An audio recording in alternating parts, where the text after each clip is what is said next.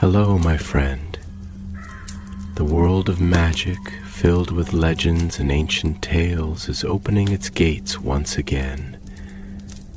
Tonight, in the Gryffindor dormitory by the crackling fireplace, I will share another story with my friends. Join us, for the magic is about to come alive. The snow lay thick upon the roofs of Hogsmeade, softening the crooked chimneys and sparkling under the pale winter sun. It was the kind of day that seemed made for scarves and steaming mugs, for owl post packages tucked under arms, and for young witches and wizards trooping eagerly from shop to shop. Among the throng of students who spilled into the village that Saturday was a Ravenclaw girl named Nell Dovewood, her nose already pink from the cold, and her hands buried in woolen mittens. Nell was not the sort to rush to Honeydukes at once, nor to make for Zonkos like the Gryffindor lads often did. She preferred the quieter corners of the village, the places where secrets seemed to collect like dust in old drawers.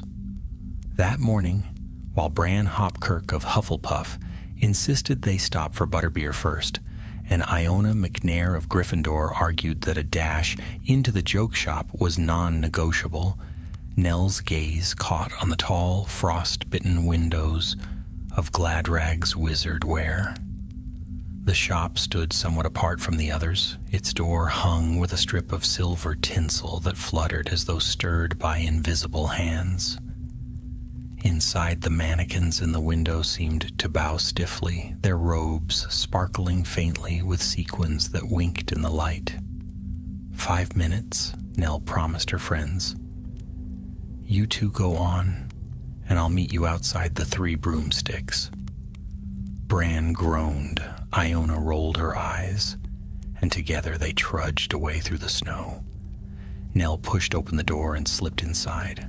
Warmth and the faint smell of lavender moth repellent rushed to meet her. The shop was quiet, almost too quiet, though bolts of cloth leaned against one another in cheerful disorder, and hangers rattled faintly as though stirred by a passing breeze. Behind the counter stood a narrow man with spectacles perched low on his nose, his fingers trembling as he folded a length of starry fabric. He glanced up, startled. Oh dear. Customers. Forgive me. What is it you seek, miss? Nell hesitated, for she had not truly meant to buy anything. But her eyes fell upon a small glass case near the counter, and within it lay a spool of thread, unlike any she had ever seen. It glowed faintly silver, with a shimmer of pale blue, as though moonlight had been caught and wound tight around a spindle. She drew nearer, entranced. That thread? She said softly. What is it? The tailor's eyes widened behind his spectacles. Ah?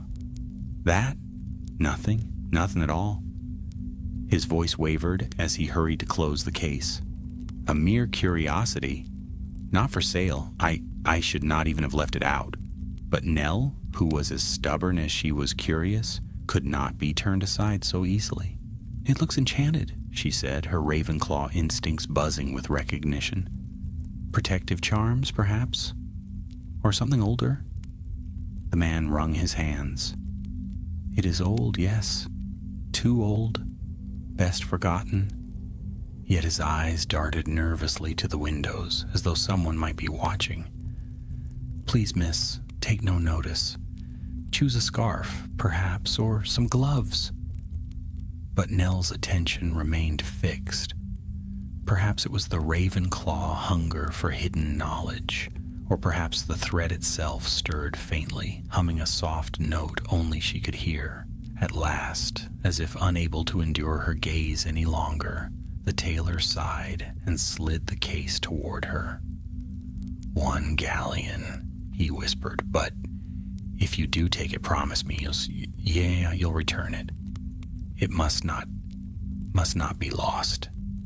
Puzzled, Nell counted out the coin, and the spool passed into her mittened hand.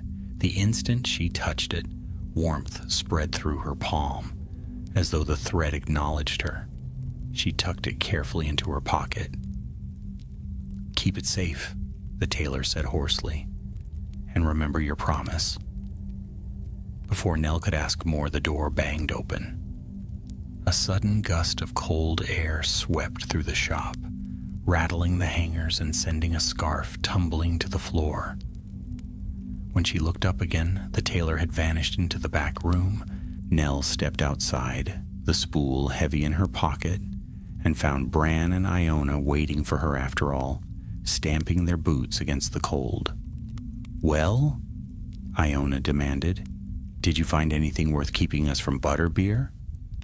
Nell hesitated, then drew out the spool just far enough for the silver glimmer to catch the light. Both her friends leaned closer at once. Bran's eyes widened. "Blimey, that's not ordinary thread." "No," Nell murmured, "and I'm not sure it was meant for me." She slipped it back into her pocket, suddenly uneasy. For even as they turned toward the cheerful bustle of the 3 broomsticks, a prickle ran down her spine. Somewhere in the shadows of Hogsmeade, she felt eyes watching her, eyes that knew she now carried something precious and perhaps dangerous. The afternoon in Hogsmeade pressed on with its usual winter cheer. Snowflakes twirled from a pale sky, and the narrow lanes were filled with chatter, laughter, and the jingle of enchanted bells strung above doorways. Nell Dovewood tried to join in the mood of her classmates, but the weight of the shining spool in her pocket tugged at her thoughts with every step. Inside the 3 broomsticks, warmth and laughter wrapped around her like a cloak. The windows steamed, the scent of butterbeer filled the air, and Madame Rosmerta bustled from table to table with her usual grace. Bran Hopkirk claimed a table by the fire, his round face glowing from the heat as he ordered 3 tankards of foaming butterbeer. Iona McNair flung off her gloves, leaned her elbows on the table, and smirked at Nell. "Well, go on then," Iona said. "Don't tell me you dragged us into Gladrags for nothing. What is that thread?" Nell lowered her voice, though the chatter in the inn was loud enough to hide their conversation. She placed the spool upon the table. Its glow was faint in the firelight, a ghostly shimmer that seemed almost to vanish when one looked directly at it, only to flare again at the corner of the eye. Bran reached out, his stubby fingers brushing against the thread. He snatched them back at once. "It hummed," he whispered, "like a bowstring." "I felt it too," said Nell. "The tailor practically begged me not to keep it. He said it was too old, too dangerous, and yet he sold it to me anyway." "Maybe he needed the money," Iona said with a shrug, but her sharp eyes lingered on the spool. "Or maybe he wanted it gone from his shop." Before Nell could reply, the tavern door banged open. A gust of icy wind swept through, scattering droplets of melted snow across the floorboards. For a moment, the warmth of the inn dimmed. A tall figure entered, wrapped in a long traveling cloak. He moved with an ease that seemed rehearsed, and though he carried no parcels, his gloved hands twitched slightly, as if unused to stillness. His eyes, sharp and dark, scanned the room. Nell felt her stomach clench. Those eyes lingered too long on their table. Then, as though satisfied, the man moved toward the bar and engaged Madame Rosmerta in quiet conversation. "Did you see that?" Nell whispered. "See what?" Bran asked, already halfway through his butterbeer. "That man, he looked at us." "Plenty of people look at us," Iona said briskly.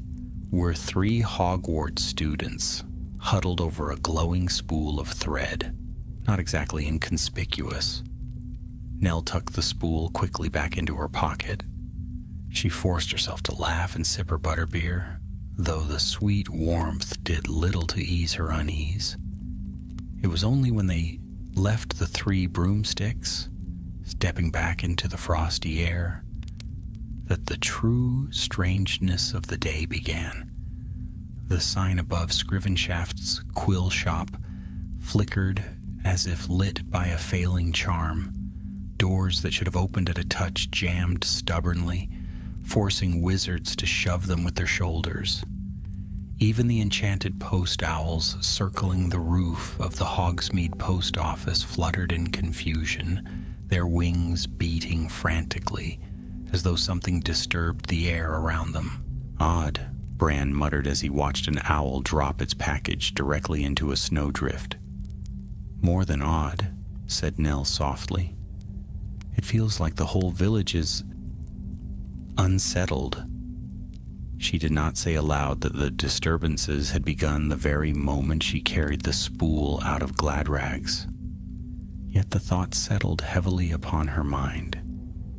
As the 3 friends made their way toward Honeydukes, eager to push away their worries with sugar quills and chocolate frogs, they found the sweet shop unusually quiet. The shelves were half empty, and the enchanted display of fizzing Whizbees crackled uncertainly before fizzling out altogether. Mr. Flume, the shopkeeper, stood behind the counter wringing his hands. "It's the wards," he muttered to his wife. "Failing, all of them. Never seen the like." Nell exchanged a quick glance with Iona and Bran. Wards. The word hung in her mind, heavy and significant. When they stepped back outside, she halted them in the shadow of an alley. "The spool," she whispered. "I think it's part of something bigger, a protection spell woven through the village. And if it's unraveling, then Hogsmeade won't be safe," Iona finished grimly. "Safe from what?" Bran asked, his voice a nervous squeak. Before either of them could answer, the sound of shattering glass broke through the air. They spun to see a window of Gladrag's wizardware splinter into shards. From within came a muffled shout, then silence.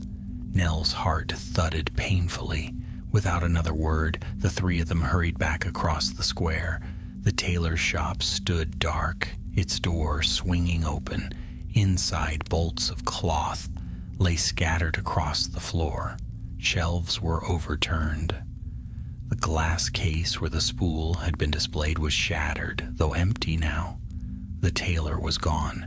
Only a single scrap of fabric remained, caught on a splinter of wood by the door. It was deep blue, threaded with the same silver shimmer as the spool in Nell's pocket. Nell stooped to pick it up. The thread hummed faintly at her touch, and she felt again the same prickle of unseen eyes watching from the shadows. "They're after it," she said hoarsely. "Whoever broke in. They were searching for this thread, and now they'll know I've got part of it." Her words hung in the still air of the ruined shop, heavy with foreboding. For the first time, Bran's cheerful round face was pale. Even Iona's boldness faltered, though she squared her shoulders. "Then we'll just have to find out what it is before they do," Iona said firmly. And with that, the adventure had begun. The ruins of Gladrag's wizardware lingered in Nell's thoughts long after they left the shop. Snow had begun to fall more thickly, muffling the streets in a soft hush, yet every sound seemed sharper to her, every creak of a swinging sign, every distant hoot of an owl. She kept her hand on her pocket, feeling the spool's faint hum against her fingertips as though it was alive. Bran trudged beside her, his scarf askew, muttering nervously. "You know, we could just turn it in, give it to a professor, or Madame Rosmerta, or the Aurors. That's what grown-ups are for, isn't it?" Nell shook her head. The tailor gave it to me. He asked me to keep it safe, and now he's missing. That's not our problem, Bran argued weakly, though his round face was pinched with worry. We're students. We'll be in terrible trouble if we... It is our problem, Iona cut in, striding ahead with her Gryffindor certainty. Her cloak billowed behind her, scattering snowflakes like sparks. Someone's breaking into shops. Wards are failing, and if Nell's right, this thread is tied to it. I'd rather be in trouble than sit by while Hogsmeade falls apart. Her words, bold as they were, carried weight. Even Bran had no retort to that. The trio made their way along the high street, past shuttered windows and darkened doorways. Hogsmeade, usually so bustling on student weekends, now seemed strangely subdued. A group of fourth years hurried past, whispering anxiously about broken charms at Dervish and Bangya's. A witch struggled with a stubborn door latch, cursing under her breath. All around, the protective enchantments that gave the village its cheerful safety were fraying. At last Nell halted before the wooden arch of Honeydukes. Its painted sign swung listlessly, the letters dulled as if someone had drawn the sweetness out of them. She touched the lintel above the door and frowned. There, woven almost invisibly into the wood grain, was a thread of silver. "Look," she whispered. Iona and Bran crowded close. The shimmer was faint, only visible if one squinted, but unmistakably the same hue as the spool Nell carried. It wound in a neat stitch across the doorway, then disappeared into the stone wall.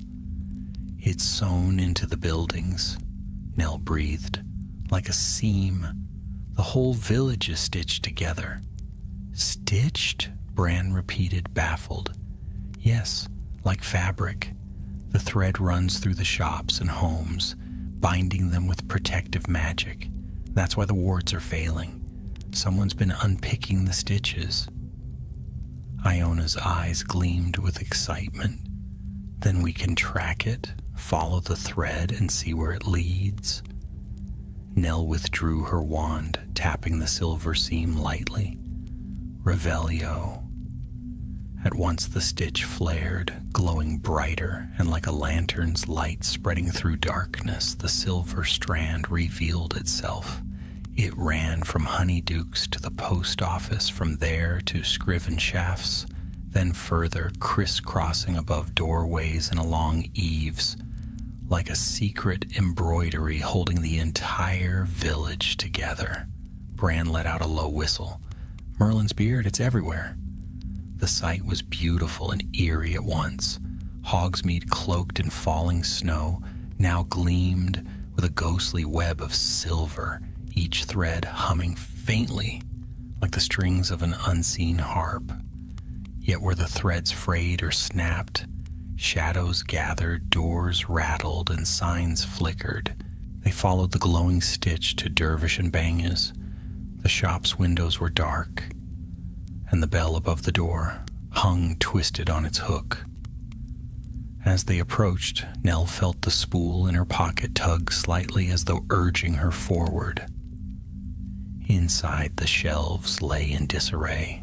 Broken instruments, secrecy sensors, sneakoscopes, and a shattered faux glass littered the counters. The air smelled of burnt metal and dust. "Someone's been here too," Iona muttered, stepping carefully over the wreckage. Nell traced the silver stitch where it had run under the door frame. Here the thread was not whole. It had been cut cleanly, the ends shriveled as though scorched. She bent closer, her breath misting in the cold air. "See this?" she whispered. "It wasn't broken by accident. Someone cut it deliberately. And look, the edges are burnt. That's dark magic." Bran shifted uneasily. Why would anyone want to destroy Hogsmeade's protections? Who'd benefit from that? Smugglers, Iona said at once. If the wards are gone, they can bring things into the village, Cursed objects, contraband, anything. Nell's heart sank. The tailor's fear, the mysterious man in the 3 broomsticks, the vanishings and broken wards, it all pointed to something organized, dangerous. A faint noise interrupted her thoughts. A creak, as though someone had stepped on a loose board. "Did you hear that?" Bran whispered. They froze. The shop was silent again, but Nell's skin prickled. She turned slowly and caught a shadow, slipping behind the counter. Without thinking, she raised her wand. "Lumos?" Light flared. For an instant, she glimpsed a figure crouched in the corner, cloak drawn tight. The man straightened, his eyes flashing, dark, sharp, and unmistakable. It was the stranger from the 3 broomsticks. "Well, well," he drawled, his voice smooth as polished glass.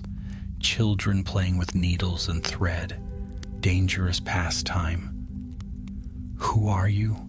Nell demanded, though her voice shook. "Merely a restoration expert," the man said, stepping closer.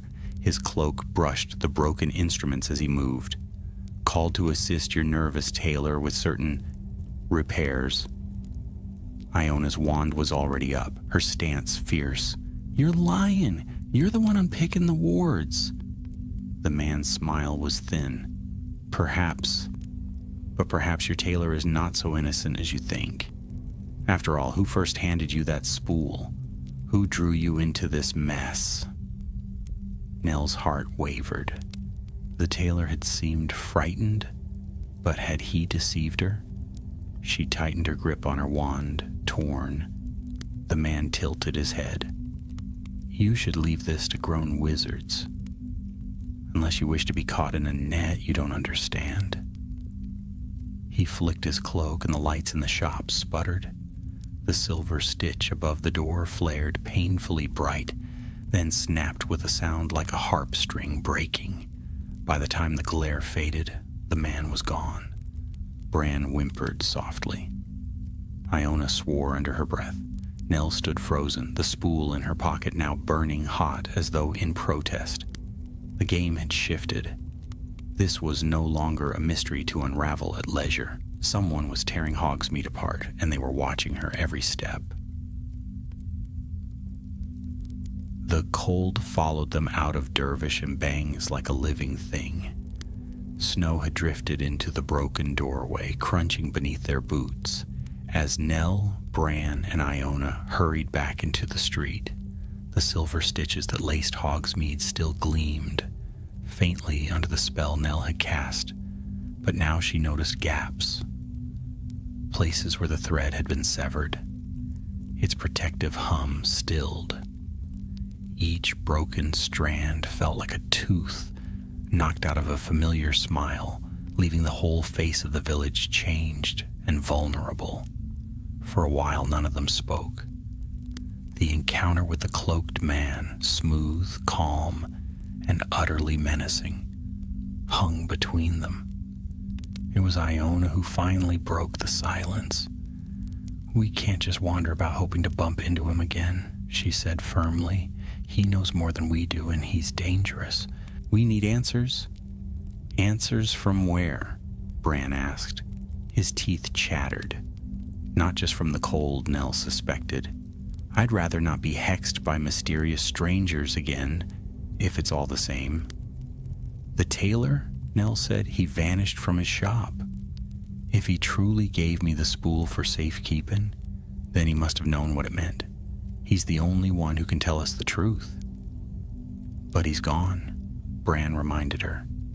"Then we find him," Nell said simply. They began by returning to Gladrag's. The shop was still deserted, the window cracked and shelves overturned. Snowflakes drifted through the broken glass. Nell searched behind the counter, under fallen bolts of cloth, and even in the cramped storeroom, but there was no trace of the nervous man who had handed her the spool. Iona, however, discovered something behind the tailor's desk. A small, leather-bound ledger lay half hidden, beneath a pile of fabric samples. She brushed off the threads and opened it, her sharp eyes scanning the cramped handwriting. "It's his order book," she said. "Alterations, repairs, fittings, all perfectly ordinary." She flipped further through the pages, then stopped. "Wait, these entries are odd. He's marked certain jobs as after hours, and each one is for garments trimmed with silver thread. Robes, cloaks, even shop banners." Nell leaned over her shoulder. The handwriting was careful but hurried, and indeed the last few weeks were filled with entries written late into the night. Some were even marked with small symbols, tiny knots drawn in the margins. "He was working on the village wards," Nell whispered, "stitching them into clothes, disguising his work. That's why he was so nervous. He was hiding something important." "Or," Bran said uneasily, "he was working with that man, sneaking out at night to weaken the wards and pretending it was alterations." Nell shook her head. "No. The wards were failing before he disappeared. I think he was trying to mend them in secret." The ledger trembled slightly in Iona's hands. She glanced down and frowned. "Do you feel that?" Nell touched the open page, and at once the spool in her pocket hummed in response. The silver thread seemed to pulse with light, faint but insistent. Slowly the ink on the page shifted, as though stirred by invisible wind. One of the knot symbols grew brighter, shimmering silver like moonlight. "It's reacting," Nell whispered, "to the thread." The knot pulsed, then bled across the page into a new line of writing. Letters curled themselves out of the parchment, forming words in the same hurried hand as the tailor's. "If you hold the thread, follow the stitches. They know the way." The message faded after a moment, leaving only the faint shimmer of the knot behind. Bran's mouth hung open. Did that book just talk to us? It gave us a clue," Iona said with relish. She shut the ledger and tucked it under her arm. "Follow the stitches. That's what we'll do." And so they set out once more into the village. Nell tapped the spool gently, and the thread answered with a faint glow, brightening the silver seams that stitched the doorways and windows of Hogsmeade. The hum grew louder as they walked, until it felt almost like a guide tugging them forward.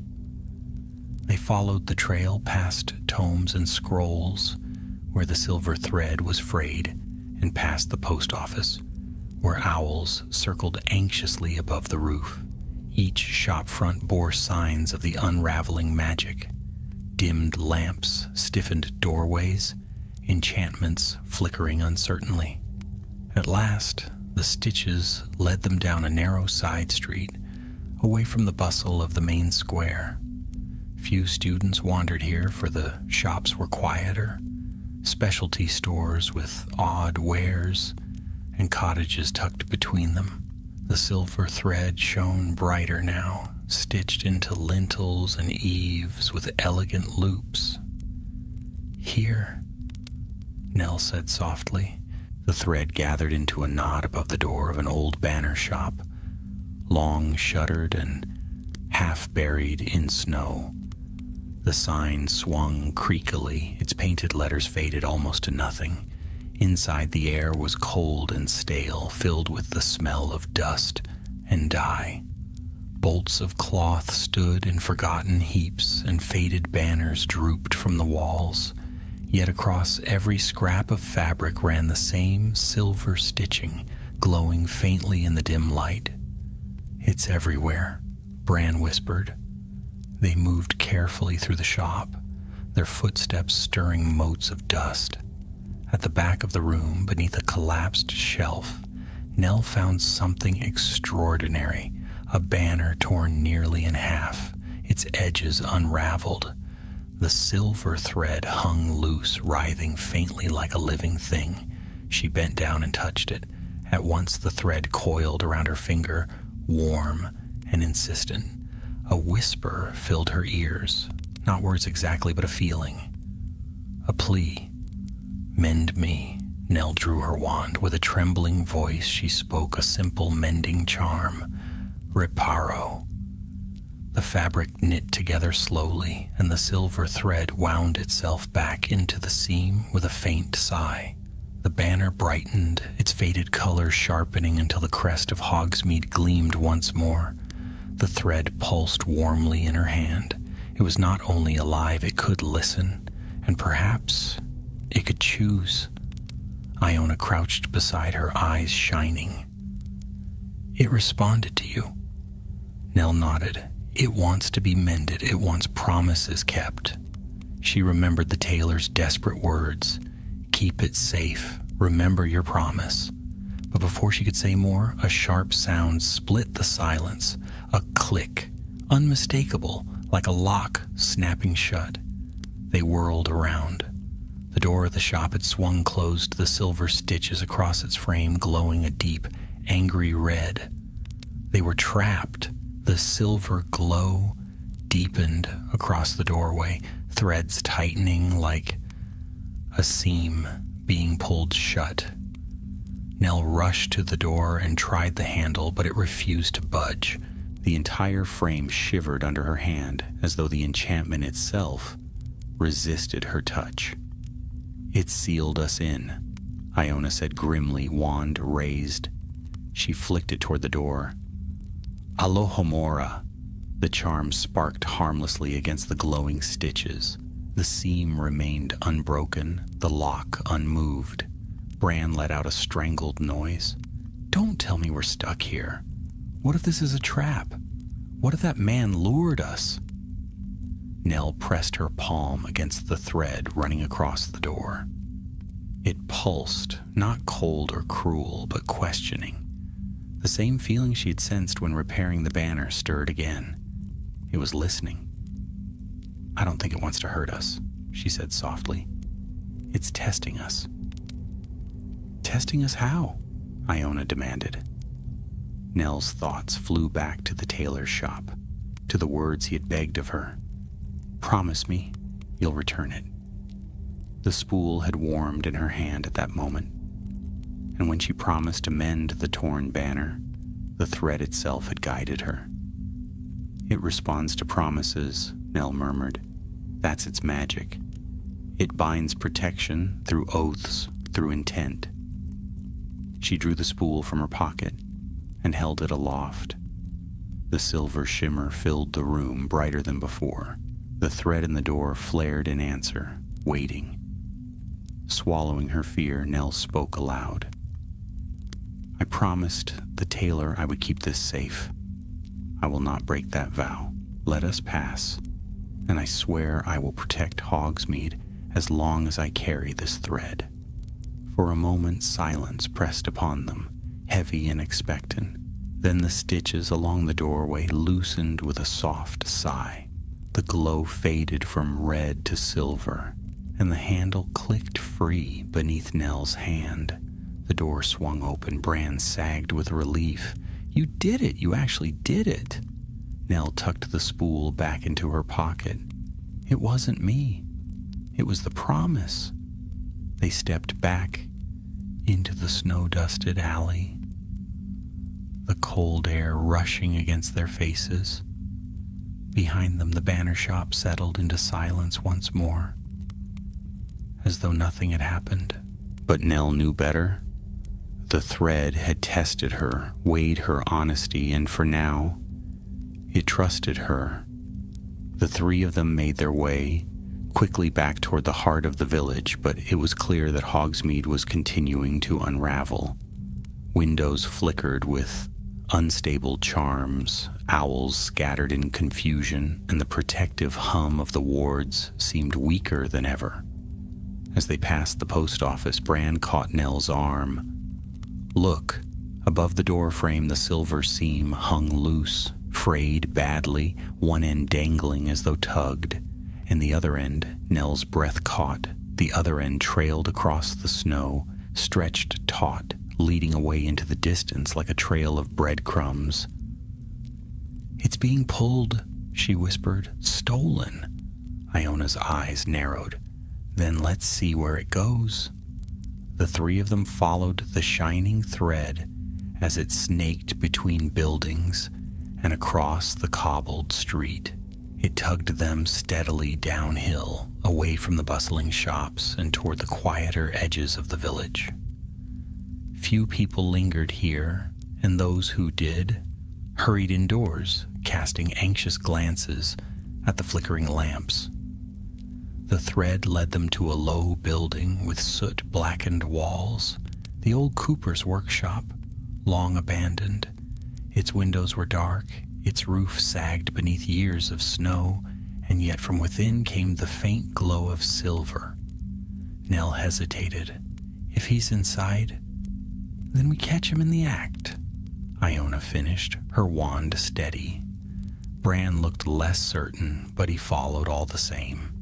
They crept to the door, which was already ajar, and slipped into the shadowed workshop. The sight within made Nell's stomach twist. Bolts of cloth were piled high, stolen from glad rags, their edges frayed where the enchanted thread had been cut free. A loom stood in the center of the room, its wooden frame creaking as silver strands were drawn across it. Not ordinary thread, but the very fabric of Hogsmeade's wards, stripped from shop fronts and stitched into a new design. The air thrummed with the unnatural tension of it, the silver glowing with stolen light. And at the loom, his back to them, stood the cloaked man. "Restoration," Iona whispered bitterly. The man turned as if he had heard her all along. His smile was thin. "Ah, the curious children again. How fortunate. You've saved me the trouble of fetching you." Nell's hand went instinctively to her pocket. The spool pulsed hot, as though recognizing its kin stretched across the loom. "What are you doing?" she demanded, her voice steadier than she felt. "Why, weaving, of course," the man replied smoothly. He gestured to the silver threads, pulled taut across the frame. These old protections were wasted, stitched into doorways and banners to keep out petty thieves. I am giving them purpose. A tunnel, seamless and unseen, through which anything may pass. Walls, doors, wards, all no more substantial than air. Bran blanched. "You're making a smuggling path." The man's eyes gleamed. Sharp, for one so simple. "Yes. When my work is done, Hogsmeade will be a thoroughfare for treasures unimagined." His gaze slid to Nell. "And you, girl, hold the final strand. The key. That spool was meant for me, you know." The tailor grew hesitant, soft-hearted. "But you will not make the same mistake, will you?" Nell's grip tightened around the spool. "It doesn't belong to you." His smile did not falter. "Everything belongs to the one clever enough to claim it. You cannot hold this forever. Sooner or later you will hand it over, by choice or by force." The silver loom behind him pulsed, threads tightening until the whole frame shuddered. The hum grew louder, a sickening vibration that made the walls tremble. Iona raised her wand.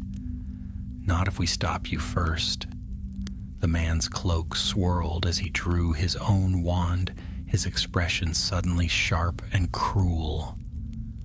"Then come, children, let us see whose promises hold true." The workshop filled with the crack of spells.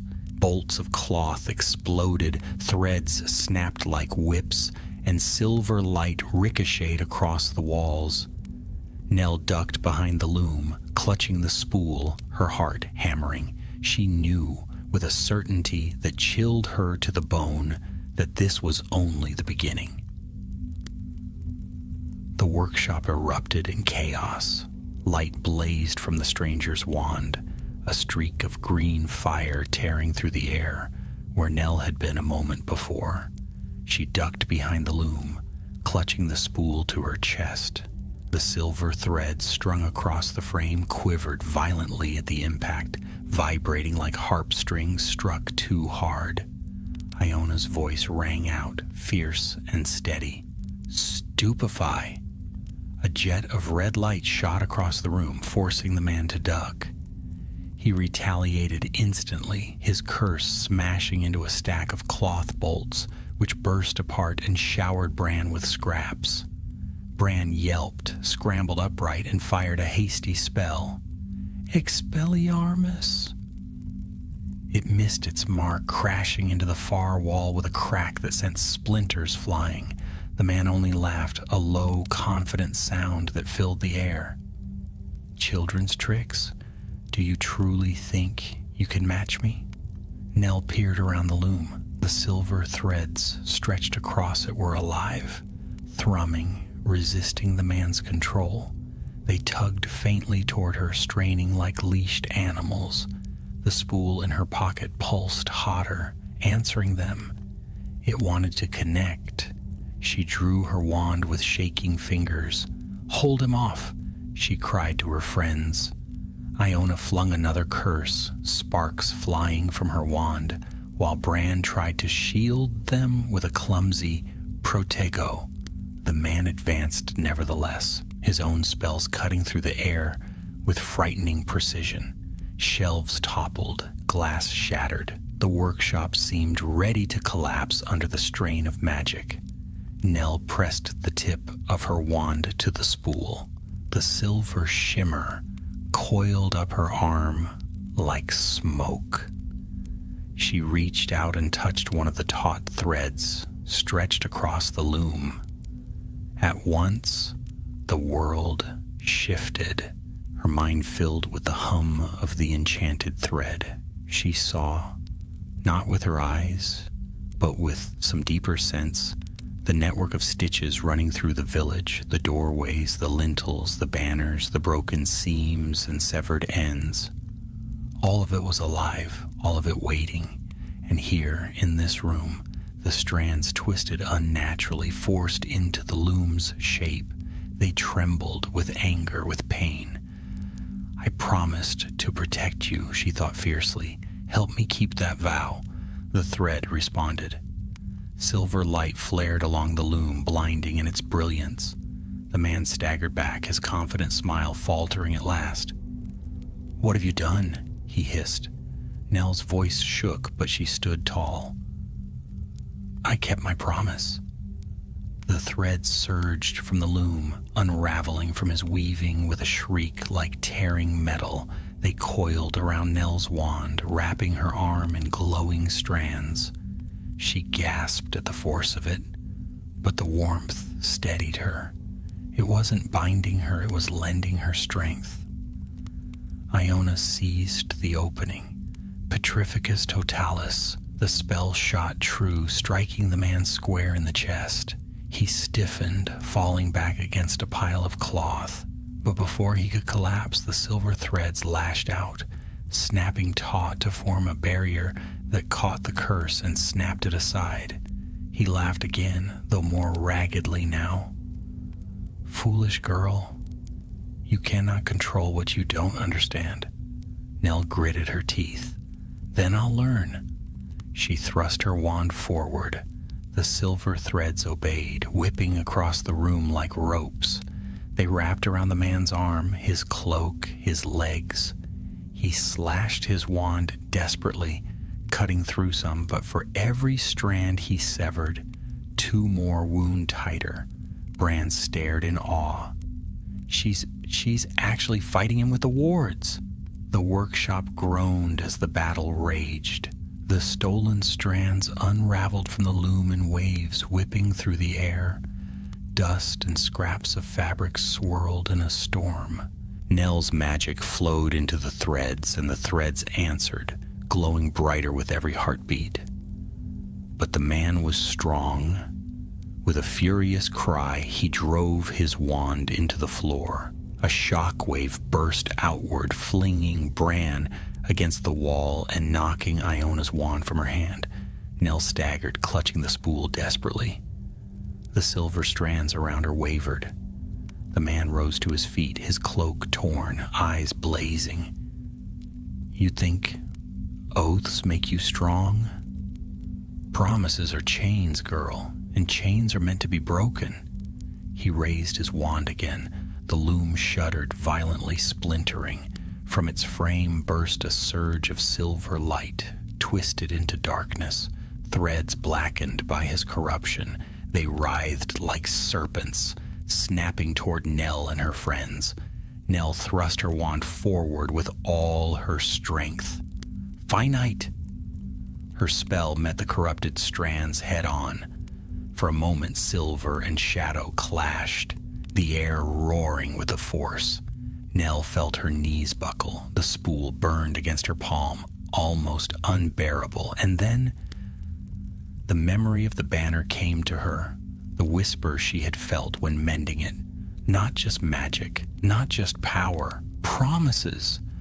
The thread obeyed mending, not destruction. She gasped, raising her wand again. Reparo! The silver flared, flooding through the broken strands.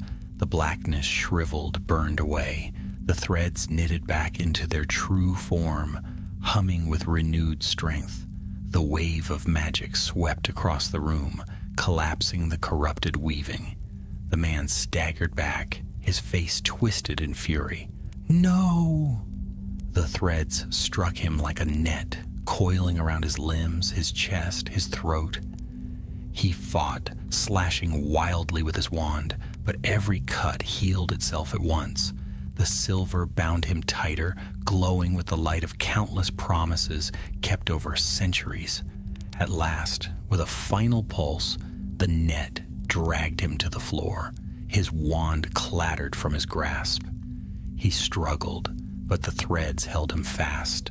Silence fell, broken only by Bran's ragged breathing and the creak of the collapsing loom. Nell swayed on her feet, exhausted, the spool still hot in her hand. The silver strands loosened from her arm, retreating back into the spool with a faint hum of approval. Bran stumbled over, eyes wide. You beat him." Iona retrieved her wand from the floor, her face pale but determined. "No, the thread beat him. Nell only gave it the chance." Nell looked down at the man, bound and furious on the ground. His eyes burned with hatred, but he could not move. For now, at least, Hogsmeade's protections were safe, but she knew this was not the end. The workshop was silent, but for the faint groan of its beams and the muffled crackle of silver thread shifting against the bound figure on the floor. Dust floated through the air, lit by the pale moonlight that streamed through the shattered windows. Nell stood very still, her breath catching in her throat, her wand still raised, though her arm trembled with exhaustion. The man struggled once more, jerking against the glowing net of thread. It clung to him like a second skin, coiling tighter with every movement. Finally he went still, his chest heaving, his eyes fixed on Nell, dark and furious, yet glinting with something else too, a strange, dangerous amusement. "You think you've won?" he said softly, his voice hoarse now, the confidence stripped raw. "But you've only played your part. Threads bind more than walls, girl. They bind fates, and yours is now tangled with mine." Bran shuddered and backed away, clutching his wand as though it were a lifeline. Creepy. Absolutely creepy. Can't we just gag him or something? Iona's expression was grim. We should get him to Professor McGonagall, or the Aurors. Somebody who can actually lock him away. She gestured toward the glowing strands. "I don't trust that to hold him forever." Nell hesitated. The thread pulsed faintly under her fingers, warm and steady, but she could feel the weight of the man's words. Fates, tangled. Could the spool truly bind her to him in some way? She pushed the thought aside, focusing on what mattered most. "Yes," she said, "we need to take him back." It was easier said than done. The man was taller and heavier than any of them, and the net of silver, though strong, left no easy way to drag him without risking breaking the threads. But when Nell touched the spool again, the net shifted subtly, as if eager to help. The glowing strands tightened and then slowly began to coil upward, wrapping the man in a cocoon of light that hovered a few inches above the floor. Bran gawked. "That's convenient." "It's the thread," Nell said softly. "It knows I promised to protect the village. It's helping me keep that promise." Together, the three of them guided the hovering cocoon through the streets of Hogsmeade. The village was quieter than ever, its usual bustle replaced by the hush of snow and shuttered windows. A few villagers peered out as they passed, eyes widening at the sight of the glowing bound man, but no one stepped forward to question them. Perhaps they too felt the unease that had hung over the village all day. By the time they reached the three broomsticks, Nell's arms ached from the constant effort of guiding the thread. Madame Rosmerta herself gasped when they pushed through the door. "What on earth?" she began, then stopped dead as she saw the cocoon. "Great heavens! Children, what have you dragged into my inn?" "Trouble," Iona said briskly, "and we need to get him to Hogwarts at once." Madame Rosmerta's eyes flicked from the man to Nell to the spool glowing faintly in her hand. "I'll send word," she said at last, her voice firm. "Stay here. Don't let him out of your sight." She vanished into the back room, and within minutes the familiar rustle of wings filled the rafters as owls sped away into the night. The three of them sank into a booth, keeping the cocoon levitating at their side. Bran refused to take his eyes off the man, who lay perfectly still within the threads now, though his gaze never left Nell. She wrapped her cloak tighter around herself, shivering despite the warmth of the tavern fire. At last, the door swung open again. In swept Professor McGonagall, her tartan cloak dusted with snow, her expression as sharp and unyielding as ever. Behind her came two Aurors in deep blue robes, their wands drawn at once when they saw the scene. "Explain," McGonagall commanded, her eyes fixed on Nell. And so Nell told the story, halting at first, then faster as the words spilled out. She explained the tailor's shop, the enchanted spool, the discovery of the silver stitches, the banner that mended itself, and finally the workshop with its corrupted loom. Iona and Bran added details where they could, though Bran's account of the duel was muddled with wide-eyed terror. When Nell finished, McGonagall's brows were drawn tight, though she said nothing for a long moment. At last, she turned to the Aurors. "Take him," she ordered, pointing at the bound man. The Aurors moved forward, but as soon as one of them touched the cocoon, the silver strands flared angrily. They recoiled, wrapping tighter around the prisoner, who chuckled softly despite his bonds. "It won't let go," Nell realized. "It's waiting for me to release it." McGonagall's sharp gaze fixed on her. "Then do so, Miss Dovewood." Nell swallowed hard. She stepped closer, holding out the spool. The silver threads pulsed, reluctant, but she whispered, "It's all right. My promise is kept. You can let him go now." Slowly, grudgingly, the threads uncoiled, melting back into the spool. The Aurors wasted no time. With practiced efficiency, they shackled the man in enchanted chains and led him out into the snowy night. The moment he was gone, Nell felt her knees weaken. She collapsed into the booth beside her friends, the spool warm and heavy in her lap. McGonagall stood very still, her eyes glinting. "This is ancient magic," she said at last. "Older than even the Founder's work, if I am not mistaken. Hogsmeade was bound together centuries ago by threads of promise, oaths sworn by the first settlers to keep one another safe. It is no wonder the village has always stood when dark times came. Few knew the truth. Fewer still could wield it." She looked directly at Nell. "It seems the thread has chosen you."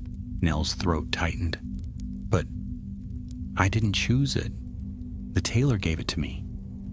"Perhaps," McGonagall said softly, "or perhaps it was always meant to find hands willing to mend rather than destroy. The question now is whether those hands are ready." Before Nell could reply, the door opened once more. Another Auror entered, his face grave. He leaned close to his colleagues and spoke in low, urgent tones. One of them stiffened, then turned back to McGonagall. "There was another workshop," he said, "south of the village, empty now. But inside we found spools, dozens of them, the same enchanted thread prepared for weaving." The fire seemed to dim in the hearth. McGonagall's face hardened. So, he was not working alone. Nell's heart sank. The battle they had fought, the danger they had faced, it had only been one strand of a much larger tapestry. And somewhere beyond the snowy streets of Hogsmeade, others still waited, ready to unravel the village thread by thread. The fire in the 3 broomsticks hissed as a log collapsed into embers. The students sat in silence, their mugs of butterbeer long gone cold, while Professor McGonagall spoke in hushed tones with the Aurors near the bar. Though the tavern was nearly empty, Nell had the uncomfortable feeling that every wall and rafter leaned close to listen. Bran fiddled with a sugar quill he had pocketed earlier, his round face pale. Do you think they'll put him in Azkaban?" Iona glanced sharply at him. "Where else would they put a smuggler using dark magic?" Bran shivered. "I don't like it. He looked too calm, like he knew something we don't." Nell said nothing. Her hand rested on the spool hidden in her pocket, still warm against her palm. The hum was faint, as though the thread were slumbering after the night's ordeal, but even in its silence she felt the weight of it. The words the man had spoken still echoed in her ears. Threads bind fates. At last McGonagall returned, her expression grave. "The Aurors will take him to the Ministry at once. But it is as we feared. There are others." Iona sat straighter. "Others like him? Smugglers?" "Others who know of the thread," McGonagall said. "It seems our tailor was not the only one approached. Yet we still do not know why he disappeared, nor whether he acted of his own will." She fixed her sharp gaze on Nell. "You say he begged you to keep the spool safe. That does not strike me as the action of a man in league with such criminals." Nell nodded quickly. "He seemed terrified. And when he vanished, I think he was taken." Bran bit his lip. "But why hasn't he come back? If he was kidnapped, surely he'd try to escape." McGonagall's eyes darkened. "Unless he was bound." "Bound," Nell repeated. The professor gave a short, grim nod. "There are enchantments, older than most wizards care to remember. Oath-binding, a spell that stitches itself into a person, quite literally weaving silence into their very being. If our tailor was forced to such an oath, he could not speak of what he knew, nor even seek help." Bran blanched. "That's horrible." "Yes," McGonagall said curtly, "and dangerous. If he is alive, we must find him, and quickly." She looked to Nell once more. "The spool has chosen you, Miss Dovewood. You must follow where it leads." Nell's throat tightened. but I don't know how." "You will learn," McGonagall interrupted, "and you will not be alone." The professor left them no more time for questions. Within minutes, they were bundled out into the snowy night again, Bran grumbling under his breath, Iona marching with purposeful strides, and Nell clutching the spool like a compass. The streets of Hogsmeade lay quiet. The Auror's presence had driven most villagers indoors, but the air itself seemed to hold its breath, waiting. Nell touched the spool with her wand. "Show me," she whispered. The silver shimmer answered, lines of light threading themselves faintly across the cobbles. They wove together in a path leading not toward the square, but out of the village, down a narrow lane that wound toward the outskirts. "Of course," Iona muttered. "Never somewhere convenient, is it?" Bran groaned but followed. The path drew them to a small house half hidden under snowdrifts, its shutters drawn tight, its chimney cold. A wooden sign hung above the door, "Stitchwell Tailoring, the tailor's home." The silver threads pulsed faintly around the door frame, but unlike the living hum they had seen before, these stitches were knotted and twisted, snarled like rope. Nell felt her stomach drop. "He's here," she whispered. "I can feel it." The door was locked, but the threads themselves seemed to respond when Nell laid her hand upon them. They shivered, then parted just enough for the latch to click open. The three of them slipped inside. The air was heavy with the smell of dust and candle wax. Bolts of cloth leaned against the walls, and spools of ordinary thread cluttered the shelves. Yet the room was eerily still, as though the house itself held its breath. And there, slumped in a chair by the hearth, sat the tailor. His spectacles were crooked, his hands folded stiffly in his lap. His eyes flicked up at them as they entered, but he did not speak. "Sir," Nell rushed forward, "we've been looking everywhere for you." Her words faltered. Silver stitches ran across his lips, fine and delicate, sealing them shut like embroidery. More thread wound around his wrists and ankles, binding him loosely to the chair. Bran gave a horrified squeak. "They sewed him shut." "It's the oath binding," Iona said grimly. "They've silenced him." The tailor's eyes filled with desperate relief as he looked at Nell. He shook his head fiercely, as though warning her of something, then tried to speak against the silver seam across his mouth. No sound came. Nell's hands trembled as she raised her wand. "I'll free him." The spool pulsed hot in her pocket, almost warningly. She hesitated. What if she tore the thread the wrong way? What if she broke the promise stitched into him? Whatever it was. She swallowed hard and whispered, "Don't worry, I'll mend this." The words seemed to matter. The spool flared, silver light washing across the tailor's bonds. Slowly, carefully, the stitches began to unravel, not breaking but loosening, like a seam unpicked by a steady hand. The silver strands recoiled back into the spool, leaving faint marks on his skin. With a gasp, the tailor slumped forward, free at last.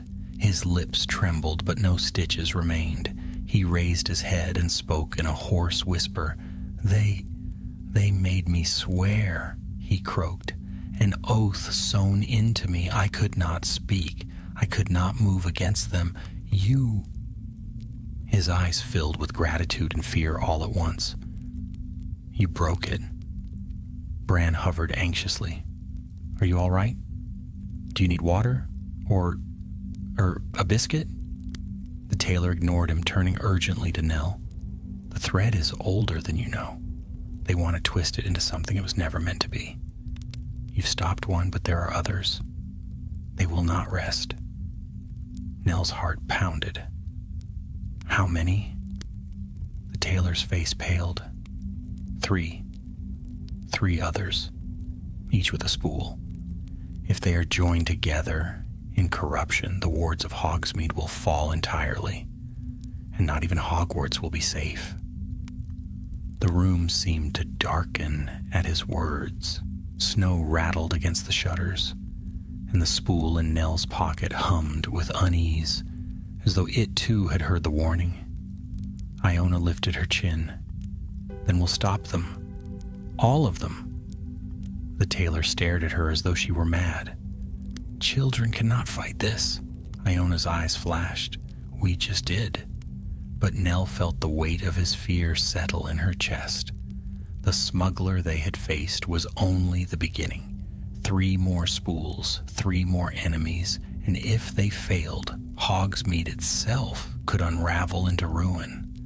The tailor's words lingered like smoke in the air. 3 more spools. Nell felt the truth of it settle in her chest, like a heavy stone. The thread in her pocket pulsed faintly, as though warning her that the task ahead had only just begun. The tailor, pale and trembling, leaned forward in his chair. I tried to hold them off, he whispered. I thought if I stitched quietly, if I mended what they tore, the wards might hold long enough for help to come. But they found me, they bound me, and I was forced to betray my own craft. His hands shook as he pressed them together, the marks of the silver stitches still raw on his wrists. They wanted me to weave the spools into one great seam, a passage wide enough for anything to slip through, dark objects, creatures, even dark wizards themselves. If that is completed, Hogsmeade will fall. Iona's face tightened. Then we'll just stop them before they finish. Simple. The tailor looked at her with disbelief. Simple? You are school children. These men and women are ruthless. They know magic you cannot imagine. You've barely escaped one of them. Nell felt her cheeks burn, but she lifted her chin. We didn't escape, we won. And the thread, it helped us, it listens. If we make the right promises, it listens. At that, the tailor's expression softened with something like wonder. The thread chose you. He sat back heavily. Then perhaps there is hope? Bran, who had been uncharacteristically quiet, squeaked suddenly. Hope? Did you hear him say 3 more? 3! We nearly got blasted into bits with just 1. Then we'll need to be clever, Iona said. Her eyes shone with the dangerous gleam of someone who relished a challenge. We can't just blunder in. We follow the stitches, we use what Nell's learned, and we outwit them. Nell wished she shared Iona's boldness, but the memory of the smuggler's twisted loom was still raw in her mind. The threads had screamed with pain when bent to his will. The thought of 3 more like him working together filled her with dread. Still, she nodded. We'll need to find them first. The tailor reached for a drawer beside his chair. From within, he drew a thin roll of parchment, brittle with age. He spread it across the table, revealing a map of Hogsmeade. The lines of the streets were overlaid with faint silver marks, seams, knots, and stitches sketched in careful detail. This was drawn by the first seam rights of the village, he explained. It shows the pattern of the wards. If you follow the places where the thread has frayed most, you may find where the other spools are being used. He pressed the map into Nell's hands. Keep it safe. If the wrong eyes see it, he shuddered. The village's defenses would unravel entirely. Nell tucked the map carefully into her satchel, the spool warm against it. Thank you, she whispered. The tailor gave a weary nod. Go then, and be careful. The others will not be caught so easily. They left him there, too weak to walk, but free at last from his bindings. Outside, the night air bit sharply at their cheeks. Snow drifted lazily through the lamplight. Iona seized the map from Nell as soon as they were far enough from the cottage. Let's see where to start. She spread it against a stone wall, squinting at the faint silver markings. Bran held his wand aloft to cast a glow. The pattern was intricate, almost dizzying, a web of stitches crisscrossing every lane and rooftop. But here and there were gaps, dark smudges, where the silver had been rubbed away. There, Nell said, pointing to a blot near the top of the map. The northern edge, just past Zonko's. The thread is missing. Iona grinned. Then that's where we'll go. Bran groaned. It's past curfew. If we're caught outside the village after hours, we'll be expelled. If we don't go, Hogsmeade could fall. Iona shot back. Bran muttered something about preferring expulsion to doom, but he trudged after them all the same. The streets were quieter now. Most students long gone back to the castle. The lamplight flickered and the snow crunched beneath their boots as they made their way past the shuttered windows of Zonko's joke shop. The faint glow of silver stitches traced along the eaves, but ahead, just as the map had shown, the light faltered. They followed the dimming seam until they reached a narrow courtyard tucked between two tall buildings. Here the silver thread ended abruptly, frayed and hanging loose, its end buried in a pile of snow. Nell crouched and brushed the snow aside. A length of thread shimmered faintly, pulled taut as though it had been dragged. "They've been here," she whispered. Iona drew her wand. "Then they might still be close."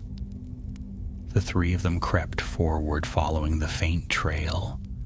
The thread wound around the side of the building, across a frozen trough and toward a cellar door half buried in ice. The wood was old, its iron hinges rusted, but the thread disappeared beneath it. Bran clutched Nell's sleeve. "Do we have to go down there?" "Yes," Nell said. She could feel the spool humming urgently in her pocket, tugging her closer. Together they heaved the door open, the hinges shrieking. Cold, stale air rushed up at them, carrying the smell of damp stone. They lit their wands and descended. The cellar was vast, larger than the house above it could possibly contain. Rows of barrels and crates stretched into the shadows, their tops coated with frost, and everywhere silver thread glittered faintly, strung between beams like cobwebs. "This isn't a storage cellar," Iona murmured. "It's a workshop." As if in answer, a soft voice echoed from the shadows, very observant. They whirled. From the darkness stepped a woman, tall and gaunt, her cloak tattered, her eyes gleaming with a cold light. In her hands she held a spool that glowed with the same silver blue as Nell's, yet darker, as though shadows seeped into the threads. Bran whimpered, "Another one?" The woman smiled thinly. "So, the children found their way here. How clever. But cleverness will not save you." The silver cobwebs shivered, tightening around them like a snare. Nell clutched her spool, heart hammering. The hunt had begun. The woman's eyes gleamed in the dim cellar, sharp and cruel. She turned the darkened spool over in her long fingers, as though it were a prized jewel. The threads spilling from it were not the pure silver Nell carried, but stained with gray, as if smoke had soaked into them. They writhed faintly, alive, but not in the warm way Nell had felt before. These threads twitched and hissed like snakes. "Your children," the woman said softly, her voice cutting the air like a knife. "And yet you've managed to unravel my brother's work." I wondered what kind of meddling auror had done it. But no, Just children. Your brother? Bran squeaked. The woman's smile was thin. The man you bound in his own weaving. He was a fool, too proud, too careless. But She tilted her head, her eyes never leaving Nell. I am not so easily caught. Nell's heart pounded. The thread in her pocket pulsed, warm but uneasy, as though it, too, felt the wrongness of the woman's corrupted spool. She drew her wand. What do you want with Hogsmeade? What do all wise folk want? The woman replied. Power, freedom. The wards are a cage. They keep us from passing through as we will. With the spools, the cage unravels. And when it does, there will be no stopping what comes. Contraband, Iona said, her voice firm. Cursed objects, dark magic. Opportunity, the woman corrected with a smile. Hogsmeade is only the beginning. Once the threads are undone, the same weaving can be used elsewhere. Imagine it. Diagon Alley without protections. Even Hogwarts, its ancient walls pierced like cloth. All doors open, all secrets bared. Bran gave a strangled squeak and clutched Iona's sleeve. But Iona raised her wand higher. Not if we stop you first. The woman laughed, a sound cold and brittle. Stop me? You don't understand the spool you carry, girl. Her gaze snapped back to Nell. The threads are born from promises, from oaths. But oaths are fragile things. Break them, twist them, corrupt them, and the power becomes far greater than mending spells and schoolyard duels. With a flick of her wrist, she unwound a length of the dark thread. It lashed across the room, striking the beams. The entire web shuddered, and the cobwebs of thread hanging around them tightened sharply, binding Nell, Iona, and Bran in glowing coils. Bran let out a panicked cry. I'm stuck! I'm stuck! Quiet, Iona hissed, straining against the bindings. Nell struggled too, the silver coils biting into her arms. The corrupted threads hummed with a sickly vibration, the opposite of the comforting warmth she had felt before. They whispered to her, not with pleas to mend, but with cruel temptations. Promise me, and I will let you go. She clenched her jaw. No, you won't twist me. The woman tilted her head. Won't I? You promised to protect the village. What if keeping that promise means sacrificing something else? Your friends, perhaps? Her smile deepened as Bran whimpered. How many vows can you keep before they tear each other apart? Nell's chest ached. The spool in her pocket grew hotter, as though urging her to resist, to hold fast. She drew a breath and whispered, I'll never use you for harm. I promise. At once, the warmth flared. The silver spool glowed through her cloak, and the bindings around her shivered. The woman's eyes widened. You've made it stronger, she hissed. Nell raised her wand with difficulty, pressing it against the coils. Reparo! The silver thread from her spool leapt outward, weaving over the corrupted bindings. Wherever it touched, the dark threads sizzled and unraveled, mended back into their original form. The coils snapped apart, freeing her arms. Iona didn't hesitate. Stupefy. The spell burst toward the woman, but she deflected it with a twist of her corrupted thread. The red jet of light fizzled into smoke. The cellar filled with chaos. The silver and dark threads clashed in the air, lashing like dueling whips. Nell's magic pulled the silver spool into a radiant net that spread across the beams, while the woman hurled the darkened thread in jagged bolts.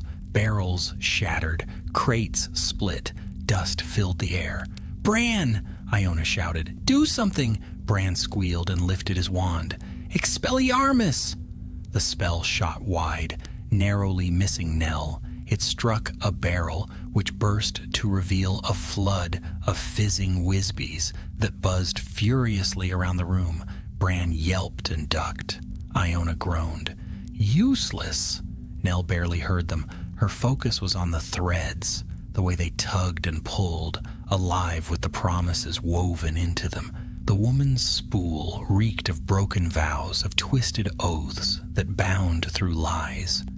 "You've poisoned it," Nell cried. "That thread was meant to protect, not destroy." "It was meant to serve," the woman retorted, her voice rising.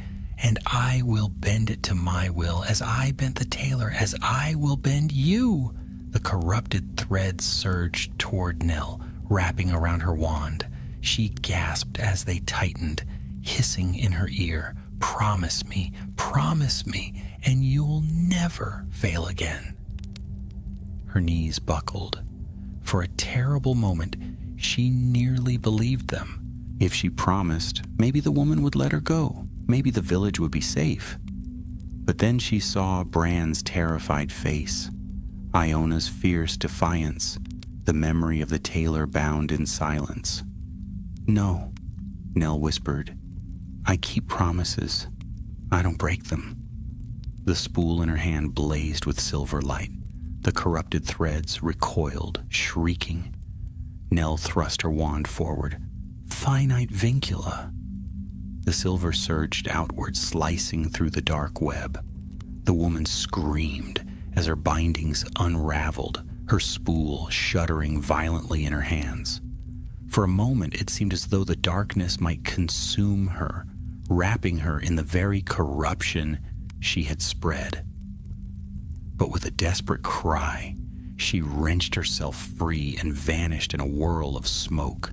Silence crashed into the cellar, broken only by Bran's whimpering and the faint buzz of a few stray Wisbees. Iona lowered her wand, panting. She escaped? Nell sagged against a beam, the silver spool still glowing faintly in her grasp. But we stopped her. For now. She won't get the chance to finish her weaving. Bran crawled out from behind a crate, trembling. That was only one of them. There are still two more. Nell closed her eyes. The spool pulsed faintly, a steady heartbeat in her hand. Then we'll find them. We have to. Snow whirled across Hogsmeade as dawn broke, pale light spilling over the rooftops. The night's battles had left the village tense and fragile. Charms flickered on doorways, owls huddled uneasily on their perches, and the villagers whispered of strange shadows creeping through the streets. Nell, Bran, and Iona trudged back from the ruined cellar in weary silence. The silver spool heavy in Nell's pocket. They had faced two of the smugglers, brother and sister, and though one was bound and the other had fled, the tailor's warning rang in her ears. 3 spools remain. If they are joined together, the wards will fall. And so, as the snow began to brighten under the weak winter sun, Nell knew the fight was not yet done. By mid-morning, Professor McGonagall arrived at the village with a group of aurors. They secured the broken cellar and took statements from frightened shopkeepers who described doors that refused to open, windows that cracked, and parcels that vanished in the night. Nell, her friends at her side, explained what had happened once more. The aurors listened gravely. One, a tall witch with a streak of gray in her hair, frowned deeply. If 2 of them wield spools, the third will not be far. We must be quick. Nell nodded, drawing the ancient map from her satchel. The tailor gave me this. It shows the wards. See, here. She pointed to a darkened blot near the edge of the parchment where the thread had frayed entirely. The last break is here, south of the village. McGonagall's eyes narrowed. The old mill. Bran groaned. Why is it always someplace creepy? They set out at once. The villagers peered nervously from behind curtains as the group marched through the snowy streets. Aurors in their deep blue robes, McGonagall like a hawk at the lead, and behind them 3 students who had already seen more than they ever wished. The old mill stood at the far edge of Hogsmeade, its wheel long frozen in ice, its windows broken. The river beneath it gurgled faintly, half covered in snow. The silver seams of the wards ran faintly along its beams, but here they sagged, pulled inward as if sucked into the heart of the building. Nell touched the spool in her pocket. It pulsed hot. "He's here," she whispered. They entered cautiously. Inside, the air was damp and cold, filled with the smell of mildew. The great wheel loomed like a skeleton in the gloom, and there, in the center of the floor, was the last adversary. A man, younger than the others, sat cross-legged amid coils of thread.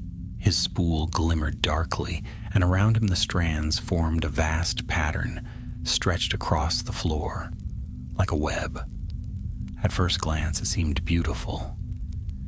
Intricate knots, perfect symmetry, but as Nell's eyes adjusted, she saw the corruption seeping through it. The web twisted upon itself, feeding on broken oaths.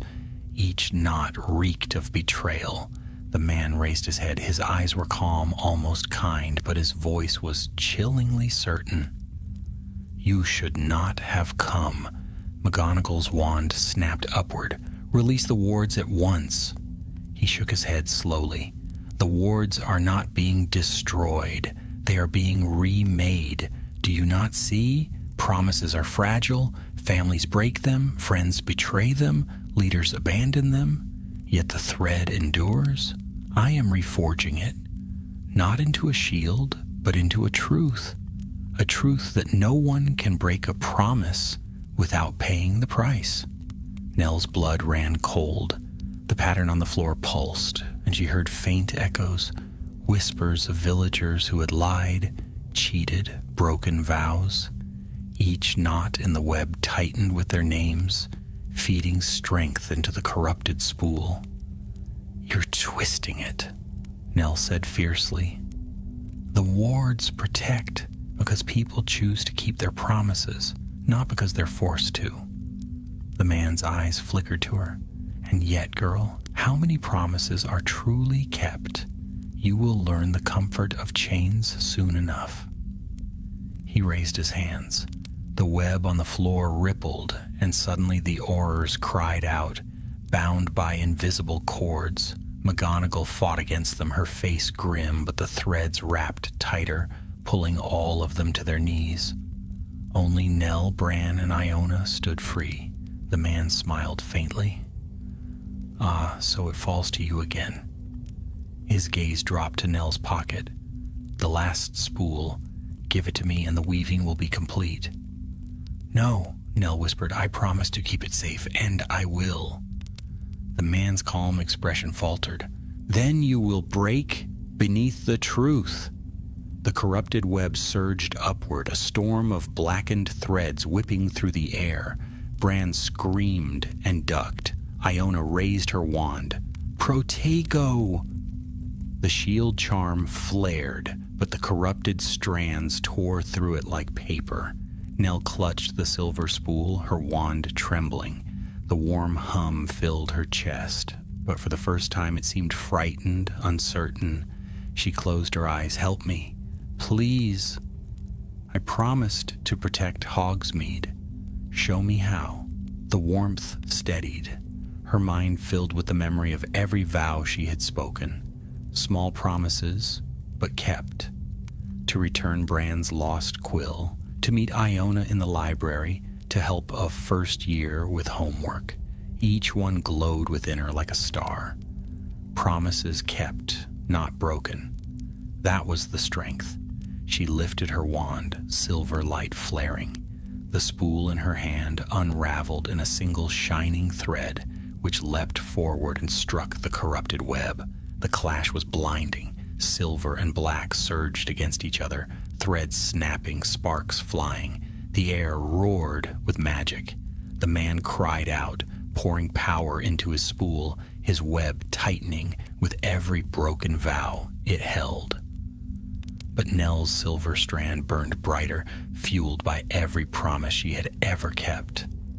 Iona shouted spells beside her, blasting holes in the web. Bran, trembling, grabbed a loose silver thread and knotted it desperately, adding to the weave.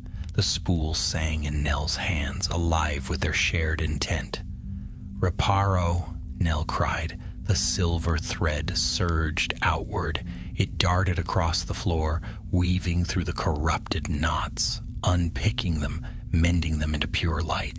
Each broken vow shriveled and vanished, replaced by the steady hum of promises fulfilled. The man screamed as his spool writhed in his hands, the dark light flickering. "No, you cannot undo truth." "It isn't truth," Nell shouted back. "It's fear, and fear breaks where hope mends." With a final burst, the silver thread consumed the web. The corrupted spool shattered, its pieces scattering across the floor like shards of glass. The man collapsed amid the ruin, gasping, his eyes wide with disbelief. The bindings around McGonagall and the horrors fell away. They rose at once, their wands trained on him.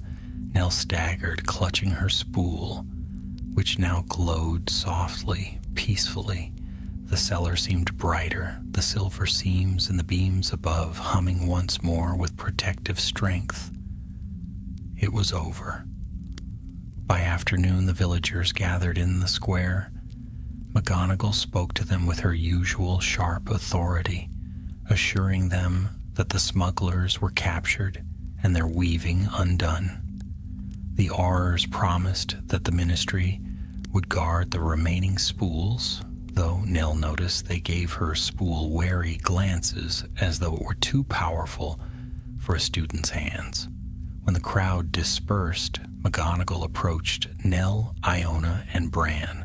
Her stern expression softened ever so slightly. "You have done a great service," she said. "Hogsmeade stands because of your courage, but the thread is not mine to take from you, Miss Dovewood. It has chosen you. Keep it safe." Nell bowed her head. "I will, I promise." The spool pulsed warmly in her pocket, as though content.